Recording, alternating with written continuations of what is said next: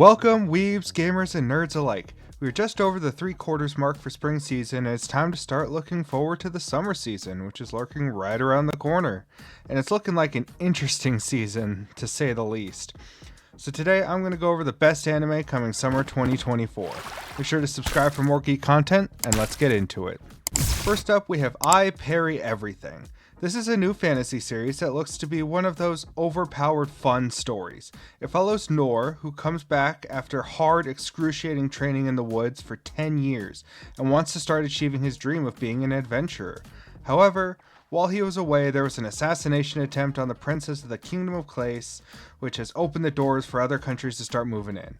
The animation doesn't look like anything to write home about, but it has a fun sounding plot, and I think it will fill that strong, likable character show for this season. Next up, we have Oshinoko Season 2. Season 1 of this show took the world by storm, especially with its opening that played absolutely everywhere. It gave a really nice introspective into the lives of entertainers and how scary, messed up, and dangerous it can be. It makes you really think before you act, especially online. Right from the get-go, this show hooked you in and didn't let you go, and Season 2 looks to be more of the same, and with them now working on the stage play adaptation of a manga called Tokyo Blade. I'm really excited to see more of this story and characters, especially with how good the voice acting, writing, music, art direction, etc. are. I'm also curious to see what new information Aqua will get as it pertains to his mother's death. This will definitely be a must-watch this summer. Next, we have Sword of the Demon Hunter. In the Edo period, there was a shrine maiden called Itsukihime in the mountain village of Kadano. Jinta, who is our main protagonist, is a young man who acts as the guardian who encounters a mysterious demon who speaks of the far future. This follows his journey as he travels through time while continuously questioning the meaning of wielding a sword. The animation looks really clean and crisp, with some really exciting action sequences on the way. With how time travel tends to be a really good central plot point, and the fact that I'm all in for a pure fantasy good series, I think this has the makings of being a really entertaining show this summer. Now we have Kengan Ashura Season 2 Part 2. Alright, I'll be honest, I was turned away at first too with its use of 3D animation, but after you watch a few episodes, you just get completely invested. I mainly started watching this after the announcement of the crossover with Baki, and I was pleasantly surprised. The animation is also pretty darn good once you get used to it, and a good showing of the possibilities of 3D animation. In this season, we get the start of the third round of the Kengan Ashura tournament, and who knows how it's going to play out. The show never tends to go where you think it will, and the winner and loser of each match is pretty much a crapshoot. But if there is one thing I'm sure of, is I'm sure we're going to get some of the best fights we've had yet. Now into the seasonal isekai. In Failure Frame, I became the strongest and annihilated everything with low-level spells. However, this doesn't look half bad. It follows Toka Memori, who gets thrown into a fantasy world with his classmates. However, he is the worst of the lot, bottoming out a measly E rank with his abilities. The goddess throws him into a dungeon to die, and that is pretty much where he finds out his level 1 abilities are actually overpowered. This gives off pretty heavy Ari Fureta and Tsukimichi vibes, in the fact that it's about a revenge story and getting stronger when everybody else thinks you're really bad. The animation looks decent, with a little use of CG for some of the monsters, which, speaking of, have some cool looking designs to them. Overall, I think this will turn out a little bit better version of your general isekai goodness. Next up, we have another really long light novel title. The strongest magician in the Demon's Lord army was a human. This follows Ike, who is known as what the title suggests, who is single-handedly conquering fortresses like it's nothing. He is feared by both allies and foes alike. However, it turns out he's actually a human.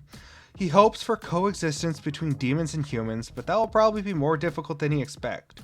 I like stories like this, and I think this one is going to fly under the radar a little bit, kind of like Helk did. It looks like it'll be decently animated with some good music and a pretty decent story. I'm excited to see how this turns out. The studio behind this doesn't have a very long or big history, but maybe this show will start to put them on the map. Either way, this should be a fun show this season. Now we have a show that caught me by surprise being announced in Nier Automata Season 2. Season 1 of the show did have its issues, especially with being delayed for a few months, but as a whole, it was extremely well done and offered a fun, enjoyable experience. So I cannot wait to see what Season 2 will bring us in this well-written and lore-ridden world. A1 Pictures is still animating it, so we obviously have some absolutely gorgeous animation to look forward to, and the music will probably be phenomenal as well. I haven't finished the game yet, so I'm unsure as to how much there is left to cover, or if they're going off on their own here, but either way, this should be a really good show to add to your catalog this season. Now we are moving into the biggest hitters for this season. Who would have thought that we would be getting something like this in 2024, but we are actually getting a really cool, unique cross between Western and Japanese comics in the Suicide Squad Isekai. It's not the first time comics and anime have crossed paths, however, it's kind of been 50-50 with quality, but this looks like a lot of time and care went into it. It's exactly what it sounds like. All of your favorite characters like King Shark, Harley, Peacemaker, Joker, Deadshot, etc. being transported into a fantasy world. It's really cool to see a blend of some of the biggest characters in comics with Japanese storytelling, not to mention that Studio Wit is behind the show. You know, the studio responsible for some of the biggest and best anime out there.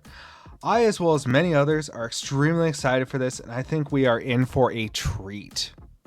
Now we have Tower of God Season 2. You heard that correctly. This is considered one of the best and must-read manhwa out there, and I'm honestly surprised we're getting a Season 2. After the heartbreaking finale to Season 1, spoilers for the next 5 seconds. Alright, I'll give you a second. Alright, here we go. Fuck you, Rachel, you backstabbing little turd. Alright, I'm over it. Not really. But I am more than ready to see Bond start to climb the tower again and learn more about him and the others. I don't know a lot about this story, but Season 2 looks to be really diving in. Kind of like Season 1 was the appetizer, or the prologue, and now we start getting into the meat of it. The animation looks off the rails and will probably knock everyone's socks off. This has the makings of a really god tier season, so let's hope they knock it out of the park. Last and definitely not least, we have Wisteria, Wand and Sword. Speaking of gorgeous animation, the trailer for this has me absolutely hooked. This is another wizarding school show with its own kind of twist. It follows Will, who is a hard-working boy, as he enters a magic academy and hopes to become a great sorcerer. But he can't use magic. However, unlike Mash, who is super strong, Will is extremely talented in swordplay and can use it to get him to the top of the magic-dominated world.